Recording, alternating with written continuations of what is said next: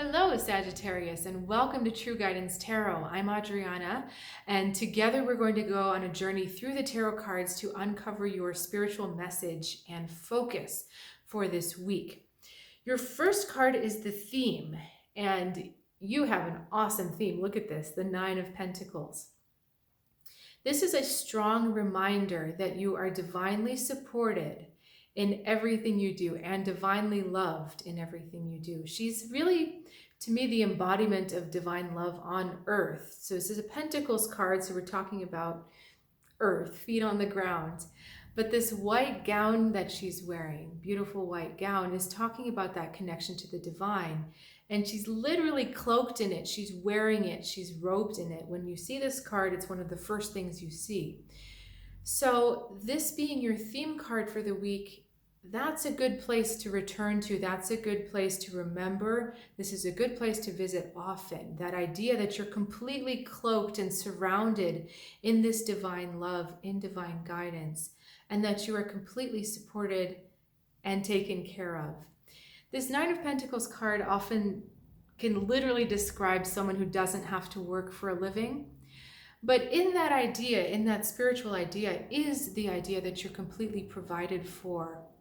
And as a reminder of that, when you come from that place, there's a lot of wisdom that comes out of you when you're coming from that place. So making sure that you're staying in that place of really accepting and being in that divine love, it allows your natural wisdom to come out of you as well. Okay.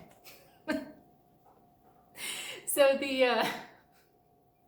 I'm sorry, this is really funny. The card that you are, where you are this week, your own energy, is the Six of Wands. You're like, yes, I know I'm gorgeous and lovely. Look at me. Please recognize me. Please see me. So this is the card of leadership, of wanting to see yourself in a place where you can lead others. But Sagittarius, if we look at these two cards together, we kind of blend it. She doesn't need to be seen. She doesn't need to be approved of by anyone. She doesn't need to have an entourage behind her to understand that she's in a good place, to understand that she's connected. It's more important to embody the energy of this card than it is to worry about the trappings of leadership and trying to get people to follow you or trying to make sure that everyone's listening to you or everyone can hear you. This is why what I was saying before about when you're in this space of being completely surrounded and cloaked in, it doesn't give you puffed up authority. It gives you this grounded, settled, calm authority that actually doesn't have to be heard or seen to know that it's the authority. This guy, even though he's a leader, he's dependent. He's dependent on this beautiful red cloak and this horse where everyone else doesn't have a horse. And he's dependent on having the hunt visible. They both have hawks on them, which I think is interesting, right? They both have hawks, and this one has clearly used this hawk to gain his prize.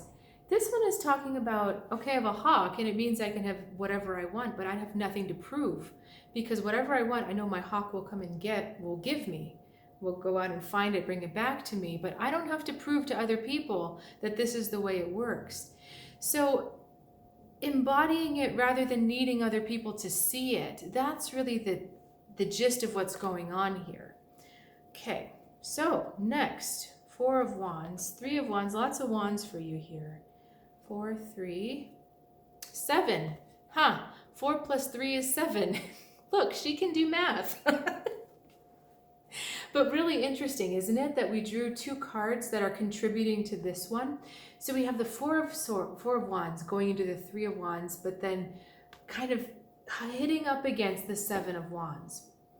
So all of this is more explanation of these first two cards, but let's talk about it a little bit more. This Four of Wands has to do with making a good start.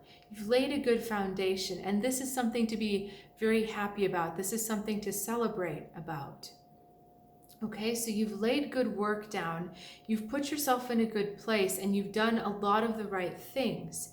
We're not done, though. right? These are just poles. It's not a structure yet. It's just poles. So when we're looking at these next cards, the Three of Wands looks into the future at growth. He looks into the future at potential. And so you're looking out there saying, okay, I've laid a good foundation. Where do I need to go next? And this Three of Wands is calling out for a journey. It's calling out for a chance to prove yourself. It's calling out for a chance to use your talents and really display what you were meant to do. But we hit the Seven of Wands. And what this means is that there's still a struggle going on between your vision of where you want things to go and where other people think you need to be going. And there's even a sense that you have to defend yourself against other people. So rather than aligning yourself with this Three of Wands spirit and just looking out into the future and questing and being really creative with how you're viewing your talents and looking at possibilities for how they could be used, there's part of you that wants to defend your high leadership position. So really interesting, Sag. Look at this. We've got 3 and 4, and we've got 6 and 7. Okay? So we've got this idea of sequences, of things trying to happen in a particular order. The Six of Wands wins something. He's got all of these, like I talked about, the prey. He's clearly the nobleman in this card, the one with the higher status. But in this card, we see a figure trying to protect that higher ground from other people that want to take it from him. And that's why it's so important to come back to this idea of the Nine of Pentacles. Just keeping your feet on the ground, keeping your head cool. You don't need to shout from the rooftops your high position. You don't need to shout from the rooftops your wisdom or your authority. You need to just be it. You need to just embody it. Because when you embody it, people then come to you. There's none of this proving yourself or pushing against other people. There's none of that going on. There's just simply being who you are, which is the divine having a human experience on earth. It makes you a lot more approachable, a lot more humble. There's more humility in it. Oh, look at me, I'm so humble, right? No, I'm kidding. But the thing is all of this energy here is wasted energy. You don't need to be defending your position just yet. The two cards that really are striking me for you are these two. The fact that they're still, they're not in motion. They're looking out into potential. They're looking out, connecting with their future self, connecting with their higher self. They're envisioning where they want to go, and they know where they are. They're not pushing, they're not proving, they're not forcing, they're not moving. It's really just that stable, I'm gonna say park and bark.